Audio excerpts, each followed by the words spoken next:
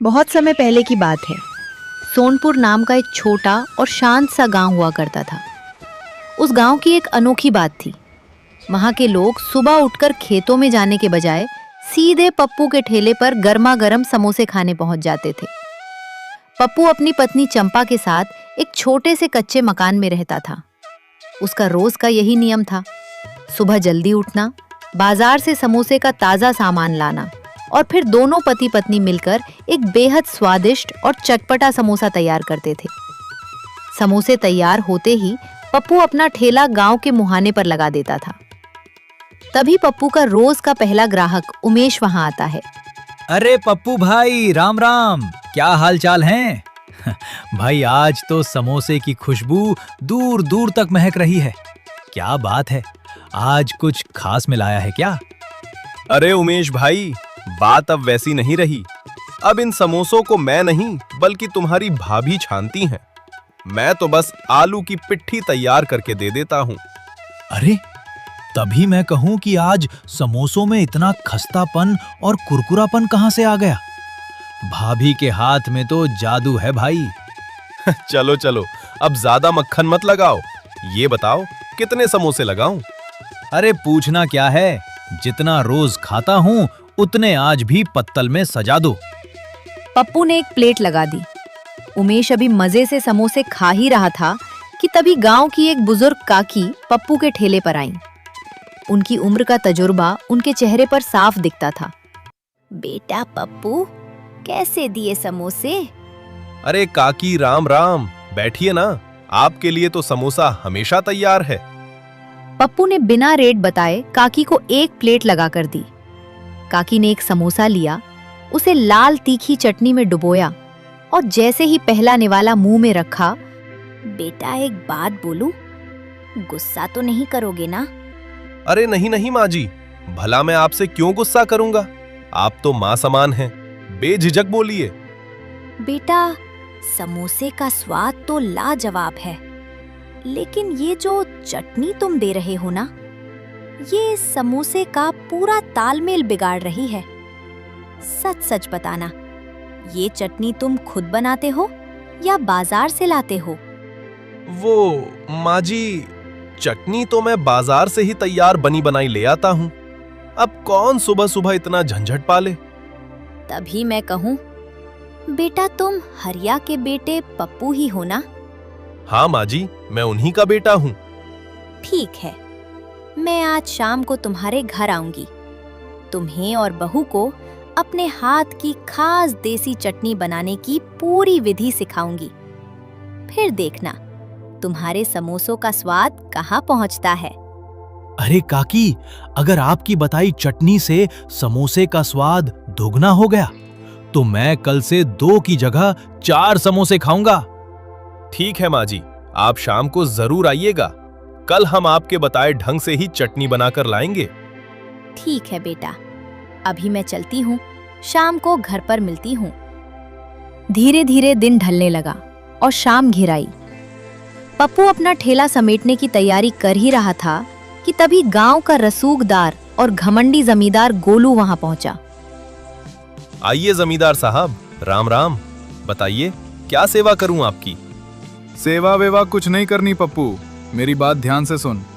मेरे पास कुछ पैसे हैं जिन्हें मैं कुछ दिनों के लिए छुपा कर रखना चाहता हूँ। तू ये पोटली अपने पास रख ले। ये आप क्या कह रहे हैं जमींदार साहब? आपके पास तो पक्का मकान है, तिजोरी है। आप अपने पैसे मेरे जैसे गरीब के कच्चे घर में क्यों रखवा रहे हैं? मैं ये पैसे नहीं रख सकता। पप्पू ज्यादा दिमाग मत चला, जो कह रहा हूँ वो कर। पैसे चुपचाप रख ले, वरना अच्छा नहीं होगा। देखिए जमींदार साहब, मैं सीधा साधा कमाने खाने वाला इंसान हूँ। मैं ऐसे किसी हेर फेर के चक्कर में नहीं पड़ूंगा। आप ये पैसे यहाँ से ले जाइए, मैं नहीं रखूंगा। अच्छा, तो इतनी अकड़ आ गई है तुझमें? इस ना की कीमत तुझे चुकानी पड़ेगी पप्पू। याद रखना, ये अकड़ मैं बहुत जल्द ढीली करूंगा। जो करना है कर लीजिएगा जमींदार साहब, पर मैं गलत काम नहीं करूंगा। जमींदार गुस्से में पैर पटकता हुआ वहां से चला गया। अब पूरी तरह से शाम हो चुकी थी। पप्पू ठेला बंद करने ही वाला था कि तभी शहर के 2 लड़के जो पैंट शर्ट पहने हुए थे हाफते हुए उसके ठेले पर आए। वे काफी थके हुए लग रहे थे। अरे चाचा, शुक्र है आप मिल गए। हम बगल वाले गांव के बड़े बाजार में किराए का कमरा लेकर पढ़ाई करते हैं। आज पूरे इलाके में ढूंढ लिया, कहीं खाने का ठेला नहीं मिला। हाँ चाचा, दरअसल आज मेरे इस दोस्त का बर्थडे है, इसलिए हम कुछ अच्छा खाना चाहते थे। बर्थडे? बाबूजी, ये बर्थडे क्या होता है? अरे चाचा, बर्थडे मतलब जन्मदिन, यानी आज ही के दिन ये पैदा हुआ था। अच्छा, जन्मदिन।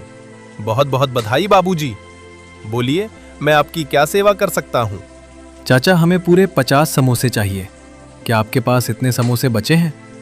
पप्पू ने बचे हुए सारे समोसे फटाफट पैक कर दिए। लड़कों ने खुशी खुशी पैसे दिए और चले गए। आज समोसे पूरी तरह खत्म हो चुके थे और पप्पू की अच्छी खासी कमाई हुई थी। वो खुश होते हुए अपने घर की तरफ निकल पड़ा। पप्पू जब अपने घर पहुंचा तो उसने देखा कि काकी पहले से ही वहां मौजूद थीं और चंपा से बात कर रही थीं। अरे काकी, आप तो मेरे से पहले ही आ गईं। अरे सुनो जी, काकी अपने बारे में बहुत बड़ी बात बता रही थी। इनके पति यानी हमारे स्वर्गीय काका जी शहर के बहुत बड़े रेस्टोरेंट में मुख्य रसोइया थे। उनकी बनाई देसी चटनी के लोग इतने दीवाने थे कि ग्राहक दूर दूर से खिंचे चले आते थे। हाँ बेटा, और वही हुनर, वही गुप्त नुस्खा आज मैं तुम दोनों को सिखाने आई हूँ। पर याद रखना, ये बात इस गांव में किसी और को पता नहीं चलनी चाहिए। मुझे तुम दोनों की मेहनत पर भरोसा है, इसलिए ये राज सिर्फ तुम्हारे पास रहेगा। काकी ने चंपा और पप्पू को पास बिठाया और अपनी जादुई देसी चटनी की विधि बताने लगी। सबसे पहले ताजी हरी धनिया और पुदीने की पत्तियों को अच्छे से धो लेना। उसमें तीखेपन के लिए हरी मिर्च, स्वाद के लिए थोड़ा सा अदरक और लहसुन डालना। अब असली जादू शुरू होता है। इसमें थोड़ा सा भुना हुआ जीरा, काला नमक और सूखी खटाई की जगह कच्ची अमिया या नींबू का रस निचोड़ना। और आखिर में एक सीक्रेट चीज, इसमें एक चुटकी सीक्रेट गरम मसाला और थोड़ा सा गुड़ मिला देना, जिससे तीखा, खट्टा और मीठा स्वाद ऐसा बैठेगा कि खाने वाला उंगलियां चाटता रह जाएगा। चंपा और पप्पू ने पूरी विधि बहुत ध्यान से नोट कर ली। काकी, आपका बहुत बहुत धन्यवाद। कल सुबह मैं इसी विधि से चटनी बनाऊंगा और थैले पर लेकर जाऊंगा। ठीक है बेटा, अब रात ज्यादा हो गई है, मैं चलती हूँ। तुम दोनों आराम करो। कल सुबह ये चटनी लेकर जाना। देखना, तुम्हारे ठेले पर तहलका मच जाएगा। काकी आशीर्वाद देकर चली गई। पप्पू और चंपा अगले दिन की तैयारी की उम्मीद में सो गए। अगली सुबह होती है। पप्पू और चंपा सूरज निकलने से पहले ही उठ जाते हैं। दोनों पूरे दिल से काकी के बताए गुप्त नुस्खे के अनुसार चटनी तैयार करते हैं और साथ में गर्मा गर्म समोसे भी। थोड़ी ही देर में सब कुछ बनकर तैयार हो जाता है। पप्पू खुश खुश अपना ठेला लेकर गांव के मुहाने पर पहुंचता है और दुकान लगा देता है। ठेला लगे अभी थोड़ी ही देर हुई थी कि रोज की तरह उसका पहला ग्राहक उमेश वहां आता है। लेकिन आज उमेश के चेहरे पर वो रोज वाली मुस्कान नहीं थी। वो बहुत घबराया और परेशान दिख रहा था। अरे उमेश भाई, क्या हुआ? आज इतने घबराए क्यों हो? सब खैरियत तो है ना? पप्पू भाई, बहुत अनर्थ हो गया। जो काकी कल तुम्हारे ठेले पर आई थी ना, उनके घर पर जमींदार गोलू अपने गुर्गों के साथ हाथ धमका है।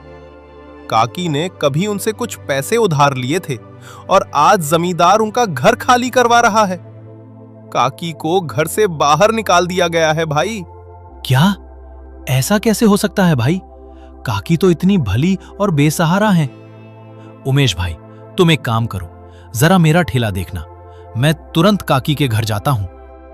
इतना बोलकर पप्पू बिना एक पल गवाए सीधे काकी के घर की तरफ दौड़ पड़ता है। वहां का नजारा देखकर उसका खून खौल जाता है। जमींदार साहब, तुम ये अच्छा नहीं कर रहे हो। एक बुजुर्ग महिला के साथ ये सब क्या बदतमीजी है? ओए समोसे वाले, ज्यादा जुबान मत चला। इस बुढ़िया ने मुझसे पैसे उधार लिए थे, सीधा सा हिसाब है। मेरे पैसे चुका दे, इसका घर वापस मिल जाएगा, नहीं तो ये घर अब मेरा हुआ। बेटा पप्पू, पैसे मेरे पास थे, पर मैंने अपने पोते पोतियों की पढ़ाई के लिए स्कूल की फीस जमा कर दी।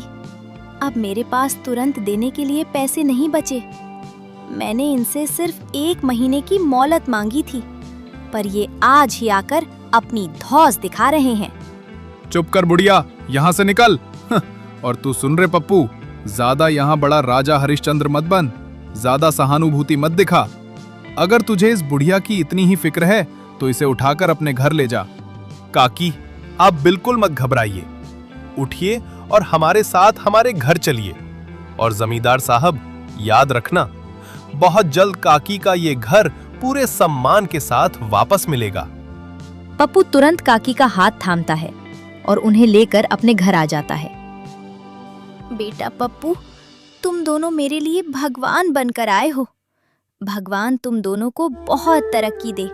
मेरा ढेर सारा आशीर्वाद है तुम्हें। अरे नहीं काकी, आप हमारी माँ जैसी हैं। कोई बात नहीं, आप आराम से घर पर रहिए। चंपा, मैं चलता हूँ। पप्पू सीधे दौड़ते हुए अपने ठेले पर पहुंचता है और राहत की सांस लेता है। उमेश भाई, सब ठीक है। मैं काकी को सुरक्षित अपने घर छोड़ आया हूँ। अब कोई दिक्कत नहीं होगी। दुकान संभालने के लिए तुम्हारा बहुत बहुत धन्यवाद। चलो, ये तो बहुत अच्छा काम किया तुमने भाई। अच्छा ये बताओ, आज काकी के बताए ढंग वाली चटनी बनाकर लाए हो या नहीं? हाँ भाई, बिल्कुल वैसी ही चटनी बनी है। रुको, अभी प्लेट लगाता हूँ। उमेश समोसे को चटनी में अच्छी तरह डुबोकर जैसे ही पहला निवाला मुंह में रखता है, उसकी आंखें फटी की फटी रह जाती हैं। ओहो पप्पू भाई, लाजवाब, बेमिसाल, क्या स्वाद है। खट्टा, मीठा, तीखा, ऐसा स्वाद मैंने आज तक नहीं चखा। मैं 100% गारंटी के साथ कह सकता हूं कि जो भी एक बार इस समोसे और चटनी को खाएगा, वो अगले दिन दौड़ता भागता तुम्हारे ठेले पर वापस आएगा। देखते ही देखते पप्पू के ठेले पर भारी भीड़ जमा हो गई। शाम होते होते सारे समोसे खत्म हो गए। पप्पू बहुत खुश था। वो अपना ठेला बंद करके आज जल्दी ही अपने घर चला गया। पप्पू के जाने के थोड़ी देर बाद वही दोनों शहर के लड़के जो कल आए थे, पढ़ाई खत्म करके दोबारा पप्पू के ठेले वाली जगह पर पहुंचते हैं। लेकिन वहां पहुंचकर वे देखते हैं कि ना तो वहां कोई ठेला है और ना ही समोसे वाला आदमी।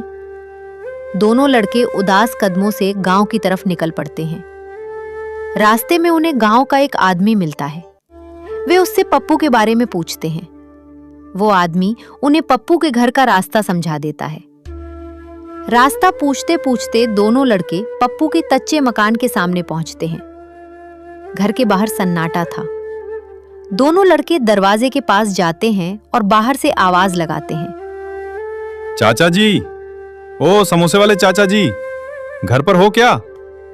जैसे ही पप्पू घर का दरवाजा खोलकर बाहर आता है, वो उन दोनों शहर के लड़कों को देखकर चौंक जाता है, लेकिन फिर मुस्कुराकर उनका स्वागत करता है। अरे बाबूजी, आप दोनों आज दुकान की जगह सीधे मेरे घर। बताइए क्या बात है? अरे चाचा, खुशखबरी है। कल जो समोसे हम आपसे पैक करवा कर ले गए थे, वो हमने अपने स्कूल कॉलेज के हॉस्टल के दोस्तों और प्रोफेसरों को खिलाए। सबको आपके समोसे और वो काकी के हाथ की जादुई चटनी इतनी पसंद आई कि सब उसके दीवाने हो गए हैं। हाँ चाचा, इसलिए आज हम यहाँ आपसे एक डील करने आए हैं। अब से हमारे स्कूल के हॉस्टल के लिए आपको रोज के 50 समोसे तैयार रखने होंगे। ये हमारा रोज का पक्का ऑर्डर है। ये लीजिए कुछ पैसे एडवांस। 50 समोसों का रोज का पक्का ऑर्डर और एडवांस पैसे देखकर पप्पू की खुशी का ठिकाना नहीं रहा। उसकी आंखों में खुशी के आंसू आ गए। अरे बेटा, भगवान तुम दोनों का भला करे। तुम चिंता मत करो, कल से जब तुम आओगे तुम्हें गर्मा गर्म और ताजा समोसे तैयार मिलेंगे। दोनों लड़के मुस्कुराते हुए पप्पू को हाथ हिलाकर वहां से चले जाते हैं। अगली सुबह होती है। अब पप्पू के हौसले बुलंद थे। चंपा, काकी और पप्पू तीनों मिलकर सुबह सुबह ही ढेर सारे समोसे और काकी की वो जादुई देसी चटनी तैयार करते हैं। पप्पू जैसे ही दुकान पर ठेला लगाता है, उस चटनी की सौंधी और चटपटी महक चारों तरफ फैल जाती है। देखते ही देखते पप्पू के ठेले पर मेला सा लग जाता है। दोपहर में वो स्कूल के लड़के भी आते हैं और अपने 50 समोसे खुशी खुशी लेकर चले जाते हैं। धीरे धीरे समय बीता और फिर जमींदार को पैसे देकर बूढ़ी अम्मा का घर वापस ले लेता है।